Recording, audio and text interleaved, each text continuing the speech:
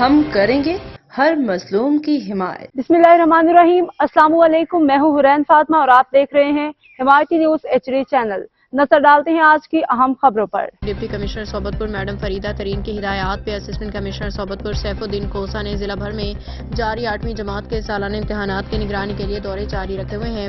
Assistant commissioner safe الدین کھوسہ نے بھنڈ شریف، مانجی پور سمیت دیگر اس سینٹرز کا اچانک معائنہ کیا۔ Superintendent Muhammad Zaman Khokhar, deputy superintendent محمد حسین کھوسہ، نگران ہدایت اللہ مینگر، عنایت اللہ کاکڑ، غلام رسول سمیجہ، انچارج پولیس چوکی مانجی پور، نوجوان آفیسر سوراب کھوسہ نے امتحانی سینٹر کا تفصیلی دورہ کروایا۔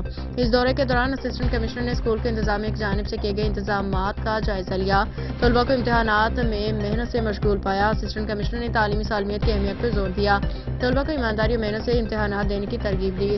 اب تک کے لیے اتنا ہی۔ مزید خبروں اور اپڈیٹ سے باخبر رہنے کے لیے دیکھتے رہیں حمایتی نیوز HD چینل۔